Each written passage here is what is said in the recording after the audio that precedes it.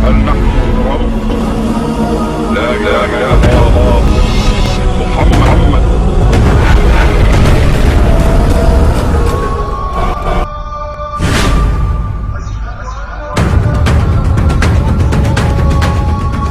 Maka ada ayat dalam Al-Quranul Karim, surah An-Nur, ayat yang ke-26,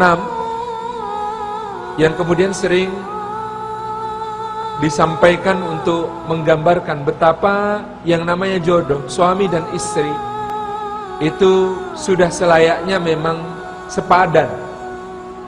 Allah mengatakan, Al-khabithatu lil-khabithina wal-khabithuna lil-khabithat wat-tayyibatu lit-tayyibina wat-tayyibuna lit-tayyibat. Allah di situ mengatakan wanita yang keji adalah untuk lelaki yang keji. Lelaki yang keji adalah pasangan dari perempuan yang keji. Sementara itu perempuan yang baik, yang suci adalah pasangan bagi lelaki yang baik, yang suci. Dan lelaki yang baik, lelaki yang suci adalah pasangan bagi perempuan yang baik, yang suci. Sebelum kita salah faham, perlu diketahui sabab nuzul ayat ini. Sebab turunnya ayat ini adalah tentang fitnah hadisul ifk yang menimpa ibunda kita Aisyah radhiyallahu anha dengan seorang sahabat Nabi sallallahu alaihi wasallam yang bernama Safwan bin Al-Mu'attal.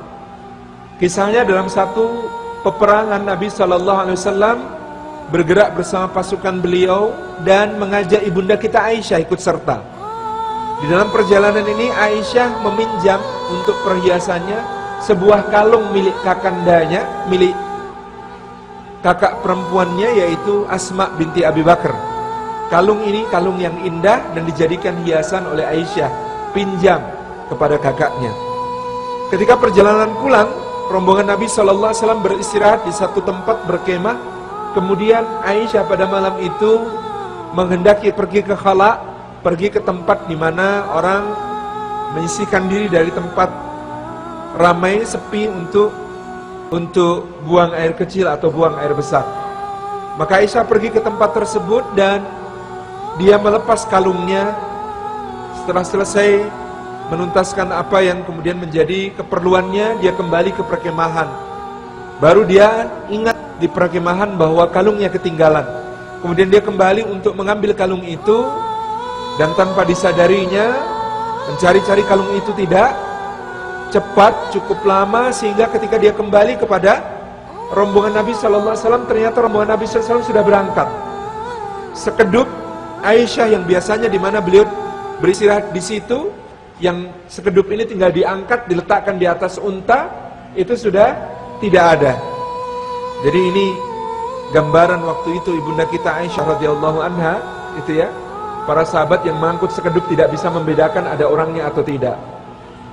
Berarti berat badannya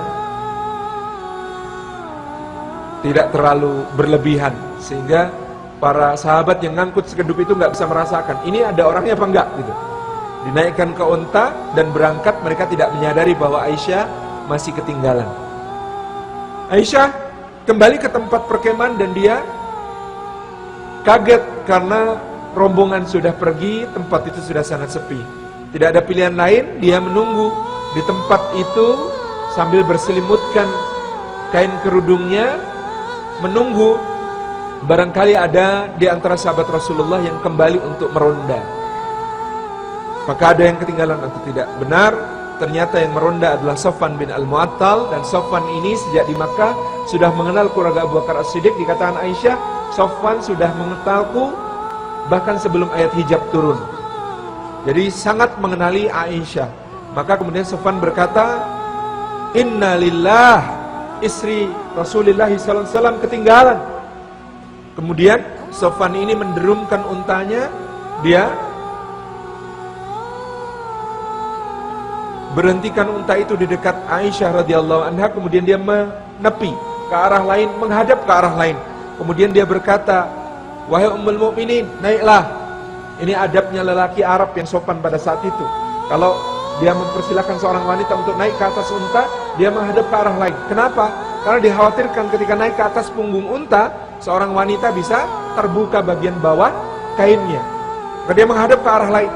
Naiklah wahai ummul mukminin. Ketika Aisyah sudah naik, baru kemudian Aisyah memberi isyarat, lalu Sofwan mendekat lagi ke arah unta itu. Dan Masya Allah, Anda bayangkan Sofwan itu mendekat dengan cara apa? Jalan mundur, Pak.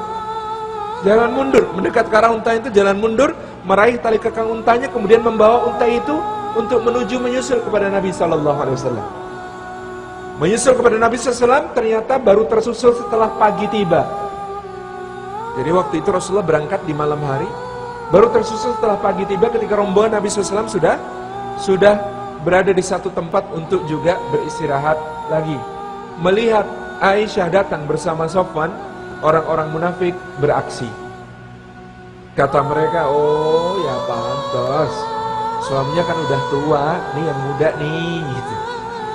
Ucapan-ucapan keji ini menyebar begitu cepat di antara orang-orang munafikin, sehingga kemudian lahirlah peristiwa yang disebut sebagai hadisul ifk, peristiwa dusta yang menimpa ibunda kita Aisyah radhiyallahu anha.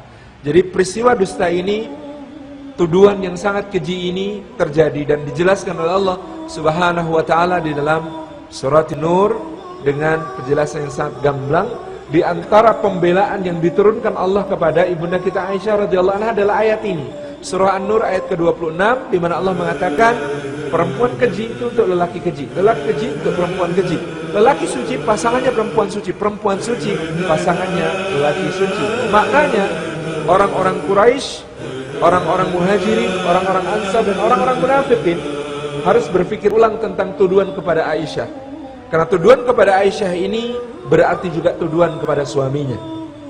Anda kalau menuduh seorang istri sebagai seorang istri yang rusak, maka Anda otomatis juga menuduh suaminya sebagai suami yang rusak. Karena pasangan itu sepadan. Maka kalau Anda masih mengakui Rasulullah SAW sebagai yang suci, yang mulia, maka Anda tidak bisa mengatakan Aisyah berada di dalam tuduhan itu. Aisyah juga suci mulia sebagaimana Nabi SAW. Ayat ini adalah ayat membela ibunda kita Aisyah radhiyallahu anha. Apakah dia menjadi jaminan bagi kita bahwa kalau kita salah, pasangan kita insyaallah salihah? Apa kita mendapatkan jaminan dari ayat ini kalau kita salihah pasti suami kita nanti orang salih? Insyaallah. Ini adalah kaidah umum di dalam kehidupan manusia. Wanita salih dapat lelaki salih. Begitu. Ini kaidah umum. Bahwa ada pengecualian tertentu karena Allah hendak memuliakan seseorang dengan ujian yang lebih besar daripada orang lain, boleh jadi ada. Seperti yang dialami oleh Nuh alaihissalam, yang dialami oleh Lut alaihissalam, yang dialami oleh Asiyah binti Muzahim istri Fir'aun.